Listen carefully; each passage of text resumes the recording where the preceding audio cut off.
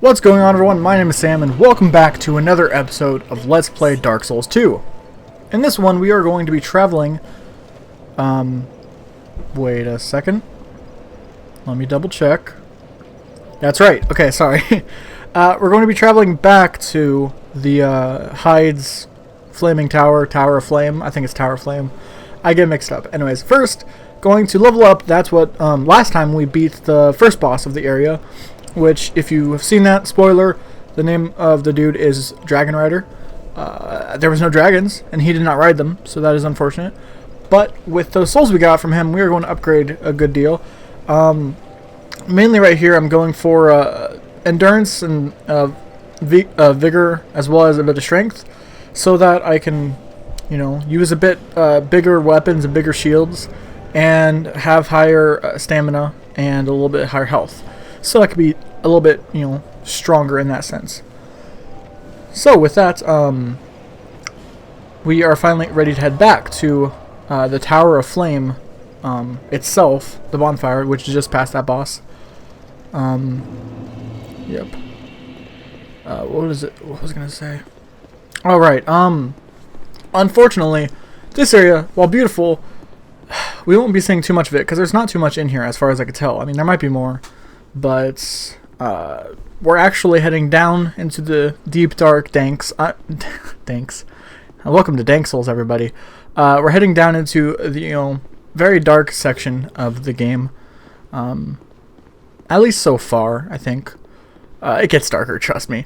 But this section down here is, of course, the underground sort of catacombs, in a way, of the place. They do have a lot of these guys, but I'd say, contrary to what I originally thought, right when I walked in here, I think the small, what do you call it? You don't have much room around to move. Like the small, area you have to fight. I think it actually helps out because these guys, it's very easy for them to just run into the, hit either the wall or I don't know. I don't know if it's true about them. Or about making it easier for you, but it feels like it at least. But regardless, I love doing the spin attack with that halberd. That's why I'm going to be leveling it up, because it's just so nice. Also, dark torches. That's an object which you can use for a short amount of time. It makes you have a higher resist to darkness, which isn't as good as you'd hope. So that's right there. It's also a halberd, but it looks more like an axe to me, which makes me think that it probably has a moveset that's somewhere in between an axe and a halberd. Because halberds, at least one-handed, are a lot of poking or bringing it down heavily. It's weird. The moveset for the halberd between one-handed and two-handed is very different. Like swords, for the most part, you sort of just get stronger attacks, and maybe your character essentially just puts more weight into the attack. But with a halberd, it's like the difference between one-handed and two-handed. One-handed, you sit behind a shield and you either poke at them or you bring it down in a sort of slam sort of motion, so you could have the blade come down on them. But with two-handed, it's a lot more slashing, which I like that difference between the one-handed, two-handed. It makes for a lot of variety, I think. And of course, maybe there's some. Oh, by the way, this. Sorry, my allergies. If you could hear me sort of backed up, it's because it's a nice spring day and my body doesn't like that. But this elevator scared the crap out of me, because I was like, this elevator looks very well lit and safe. I don't trust that at all, and I still don't trust it at all.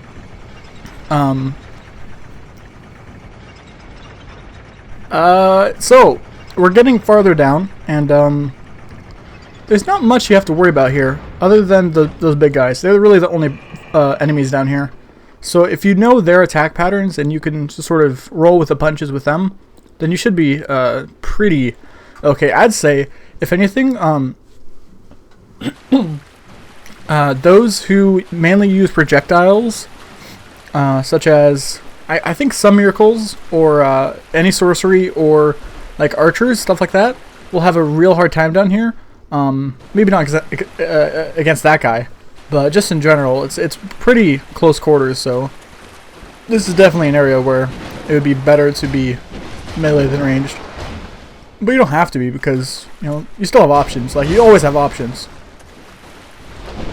But regardless, all in all, this area isn't super interesting, but it's also not. I don't hate it. It's weird. Like, I would think that I would hate this area, but it's nice. Like, I like it. I like the aesthetic. It makes me think of a better, well kept sewers from the first game. Of course, I'm super scared of any sort of anything. Wait, are those my footprints? Why are there footprints? Anyways, that chest is where you could get the whole knight set. It's not the same set that you see in all the promotional stuff, but instead, it looks almost like the set from the Dark Souls 1. I'm trying to remember. Sorry.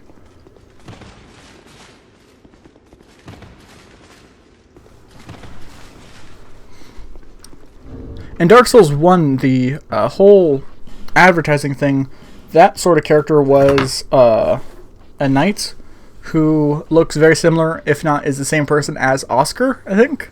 I think his name is Oscar. He was the guy that gave you Estus in the first game. Right there I was checking out my stuff, seeing how it compared. I, again, did not know at the time about the percentages, so bear with me.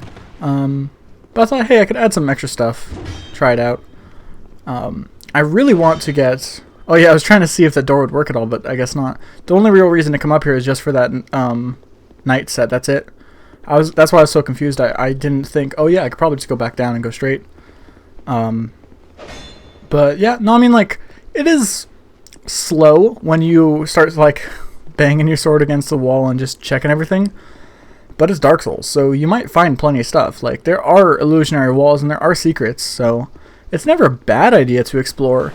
The only bad idea would be to explore when you're not ready for it. Because if you explore without, like, the proper resources, you're fucked. You're not going to have a fun time at all. I'm starting to think now that with all these weird little holes like that, there must be an illusionary wall behind one of them. That's my guess. I don't know if that's the case, but I'm guessing it must be. Sure, at least once. So right here, I was terrified. Like, oh god, what could this be? Here is a bonfire. This bonfire leads you to a new area called Dead Man's Wharf. There is a person there, and we're going to talk to them. So I will let her... It's a her. It's hard to tell, but she's wearing a mask.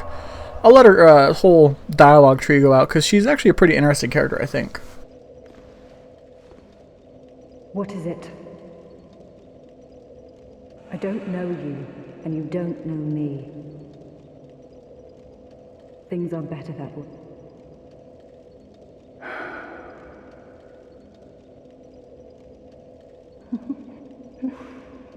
You are an odd one.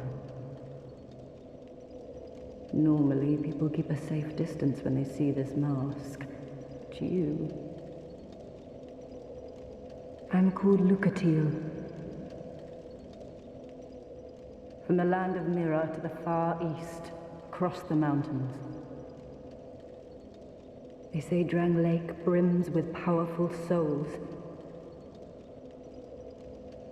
And so I came to claim my share. But what a strange place. Even the rumors did not prepare me. You are an odd one indeed. I've always made a point of avoiding people, while you've made a point of engaging me. I can see that you are mid-journey. If you require assistance, I will help you. I come from Mira, a land of knights. My sword is always ready. Don't hesitate to call upon me. Whatever happens, I won't be missed.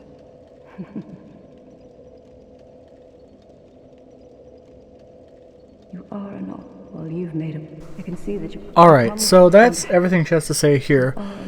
As far as I know, you talk to her once and she will disappear. I think her as a character is actually pretty interesting, because She seems like a little bit like how I play the game. Very cautious. That's yeah. It's not Dead Man's Wharf. It's No Man's Wharf. My bad.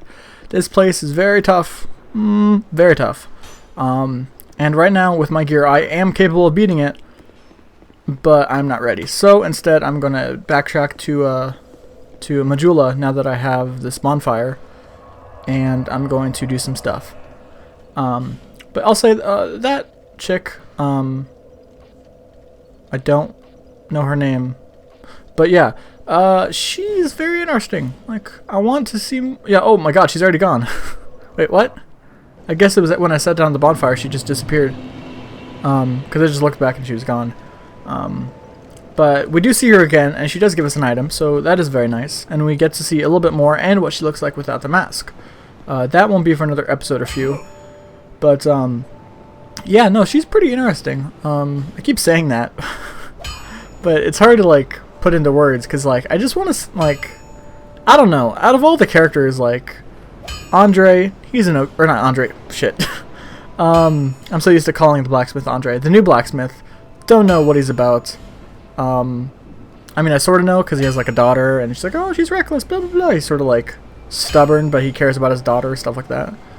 And all the characters, like, the sort of crestfallen warrior in this game, they're interesting, I guess. But out of all the characters, I want to see more of her.